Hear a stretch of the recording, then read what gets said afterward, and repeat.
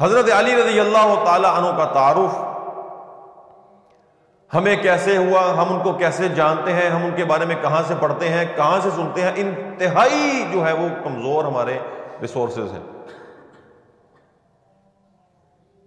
ہم نے علی رضی اللہ تعالیٰ عنہ کا تعارف سنا ہے قوالیوں سے، بسوں سے، ٹرکوں سے، درباروں سے۔ جو بندہ بھنگ پی کے جو ہے وہ دمال ڈال رہا ہوتا ہے، ڈانس کر رہا ہوتا ہے، لڈیاں ڈال رہا ہوتا ہے، اس کے بڑے بڑے پٹے ہوتے ہیں، نہ جانے وہ کتنی بار اس نے جو ہے وہ غسل کیا ہوتا ہے، نہانے سے بندہ وہ دور ہوتا ہے، چمٹے اس نے پکڑے ہوتے ہیں، گھنگرو اس نے ڈالے ہوتے ہیں، اس کے ہاتھوں پہ، پاؤں پہ، چہرے پہ میل کچیل جمی ہوتی ہے، اور ہم اس سے حضرت علی رضی اللہ تعالیٰ عنہ کا تعارف سنتے ہیں۔ افسوس کی بات ہے اور شرم کا مقام ہے۔ اتنی پاکیزہ ترین ہستی،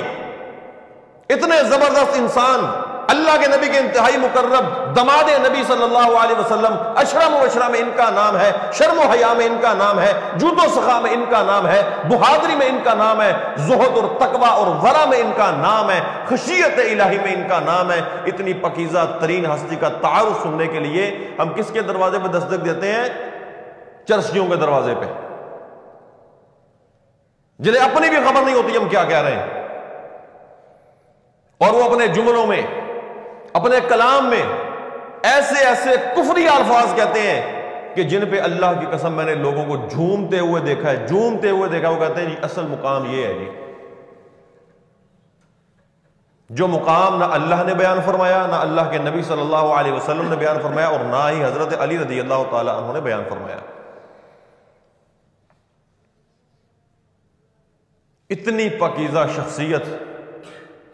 اتنی پاکیزہ شخصیت، اور اس شخصیت کے بارے میں ہماری معلومات انتہائی کمزور، انتہائی ناقص ہے، اور پھر ہم نے اپنی مرضی کے عقیدے بنائے ہوئے ہیں، جو ان کے خلاف کوئی بات کہہ دے وہ گستاخ ہو جاتا ہے۔ ان کو قرآن بیان کرتا ہے، ان کو قرآن ڈسکس کرتا ہے، ان کو اللہ کے نبی بیان کرتے ہیں،